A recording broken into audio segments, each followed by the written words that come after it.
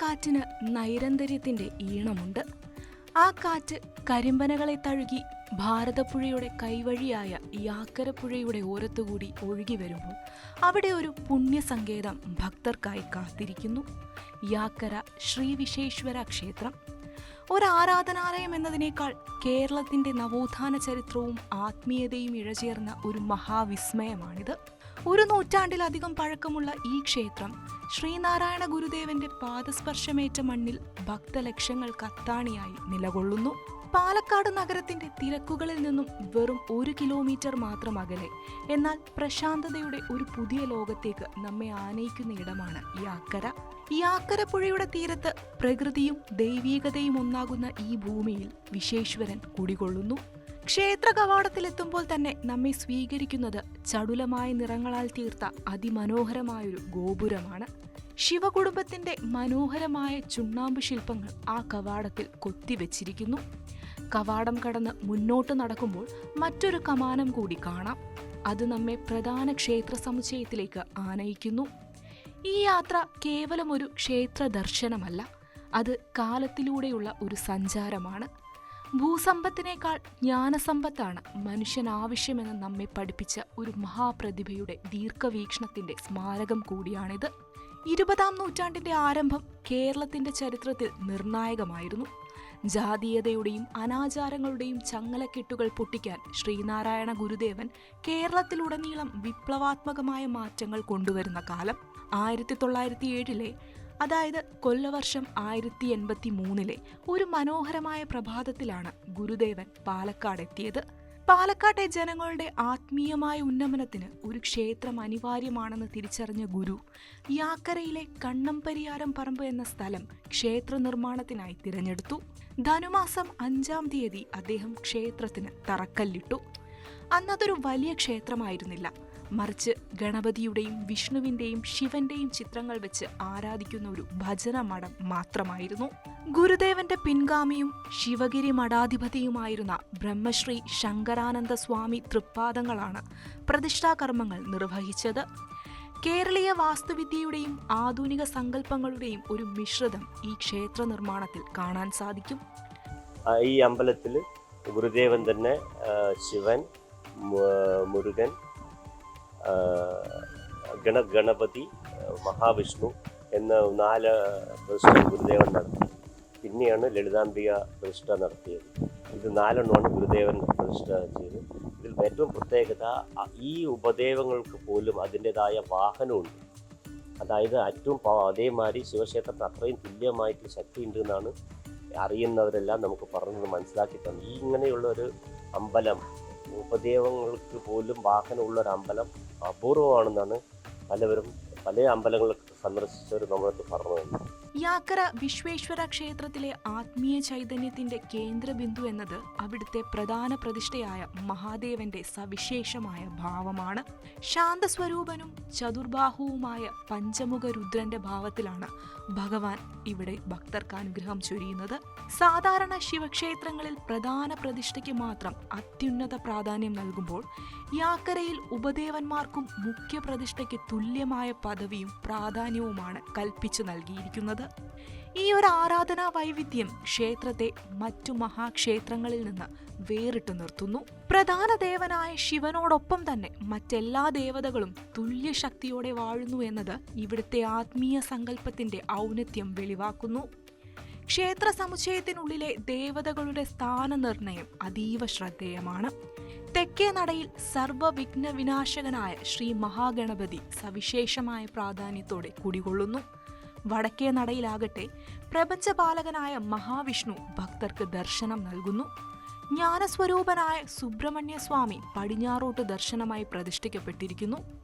ഈ ഓരോ ദേവതകൾക്കും പ്രത്യേകം ഗർഭഗ്രഹങ്ങളും അവരുടേതായ വാഹനങ്ങളും ഇവിടെ സമർപ്പിച്ചിട്ടുണ്ട്. മറ്റു മഹാക്ഷേത്രങ്ങളിൽ പ്രധാന പ്രതിഷ്ഠയ്ക്ക് മാത്രം നൽകുന്ന അതേ പ്രാധാന്യത്തോടെയുള്ള പൂജകളും വിപുലമായ വഴിപാടുകളും ഇവിടുത്തെ ഉപദേവന്മാർക്കും ലഭിക്കുന്നുണ്ട്. അതുകൊണ്ട് തന്നെ ഇവിടെ നടത്തുന്ന പ്രാർത്ഥനകൾ എല്ലാ ദേവതകളുടെയും പ്രീതിക്കും സർവകാര്യസിദ്ധിക്കും ഉത്തമമാണെന്നാണ് ഭക്തരുടെ അടിയുറച്ച വിശ്വാസം. ക്ഷേത്രത്തിന്റെ 4 അമ്പലത്തിനകത്തായി ജ്യോതിശാസ്ത്രപരമായ പ്രാധാന്യത്തോടെ നവഗ്രഹങ്ങളെ പ്രതിഷ്ഠിച്ചിട്ടുണ്ട്. ക്ഷേത്രത്തിന്റെ തെക്കുഭാഗത്തായി ശാസ്താവായ അയ്യപ്പസ്വാമിയുടെ സന്നിധിയും ഒരുക്കിയിരിക്കുന്നു. പടിഞ്ഞാറേ വാതിൽ മാടത്തിൽ ആദിപരാശക്തിയായ ശ്രീ ദുർഗാദേവിയെയും നടപ്പുരയുടെ വടക്കുഭാഗത്തായി ലളിതാംബികാദേവിയെയും ആരാധിച്ചു വരുന്നു. നടപ്പുരയുടെ തെക്കുഭാഗത്തായി ഈ ക്ഷേത്രത്തിന്റെ ആത്മീയ ശില്പിയായ ശ്രീനാരായണ ഗുരുദേവൻ കുടികൊള്ളുന്നു. തന്റെ മക്കൾക്ക് ജ്ഞാനപ്രകാശം ചൊരിയുന്ന ഗുരുദേവന്റെ സാന്നിധ്യം ക്ഷേത്രത്തിന്റെ നവോത്ഥാന പൈതൃകത്തെയും അദ്വൈത ദർശനത്തെയും എപ്പോഴും ഓർമ്മിപ്പിച്ചുകൊണ്ടിരിക്കുന്നു. യാക്കര ശ്രീ വിശ്വേശ്വര ക്ഷേത്രത്തിലെ ആരാധനാക്രമങ്ങളിൽ ഏറ്റവും പ്രധാനപ്പെട്ട ഒന്നാണ് ഭക്തിസാന്ദ്രമായ പ്രദക്ഷിണം. ഒരു നടത്തമെന്നതിലുപരി മനസ്സിനെയും ശരീരത്തെയും ഈശ്വര ചൈതന്യത്തിൽ കേന്ദ്രീകരിക്കുന്ന ഒരു ധ്യാന രൂപമായാണ് ഇതിനെ കണക്കാക്കുന്നത്. ഒരു ഭക്തൻ പ്രദക്ഷിണം നടത്തുമ്പോൾ പാലിക്കേണ്ട ശാരീരികവും മാനസികവുമായ അച്ചടക്കത്തെക്കുറിച്ച് സവിശേഷമായ സങ്കല്പങ്ങൾ ഇവിടെ നിലവിലുണ്ട്.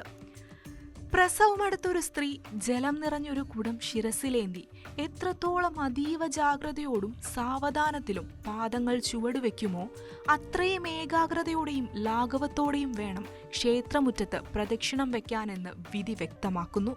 ഓരോ ദേവതയ്ക്കും നിശ്ചിത എണ്ണം പ്രദക്ഷിണങ്ങളാണ് ഇവിടെ കൽപ്പിച്ചിരിക്കുന്നത്. വിഘ്നേശ്വരനായ ഗണപതിക്ക് ഒരു പ്രദക്ഷിണവും പ്രധാന പ്രതിഷ്ഠയായ മഹാദേവന് 3 പ്രദക്ഷിണവും നടത്തുമ്പോൾ മഹാവിഷ്ണുവിനും ദേവിക്കും 4 പ്രദക്ഷിണങ്ങളാണ് നിശ്ചയിച്ചിട്ടുള്ളത്. അയ്യപ്പസ്വാമിക്ക് 5 പ്രദക്ഷിണവും പുണ്യവൃക്ഷമായ അരയാലിന് 7 പ്രദക്ഷിണവുമാണ് ഭക്തർ അർപ്പിക്കേണ്ടത്. പ്രദക്ഷിണം നടത്തുന്ന സമയത്തിനനുസൃതമായി അതിന്റെ ഗുണഫലങ്ങളിലും വ്യത്യാസങ്ങളുണ്ടെന്ന് വിശ്വസിക്കപ്പെടുന്നു.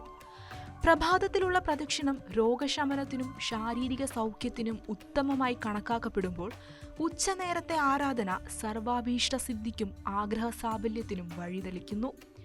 സന്ധ്യാസമയത്തെ പ്രദക്ഷിണം ജീവിതത്തിലെ സകല പാപദോഷങ്ങളുടെ പരിഹാരത്തിനായും അർദ്ധരാത്രിയിൽ നടത്തുന്ന പ്രദക്ഷിണം ആത്മീയമായ ഉന്നതിക്കും മോക്ഷപ്രാപ്തിക്കായും ഭക്തർ അനുഷ്ഠിച്ചു പോരുന്നു.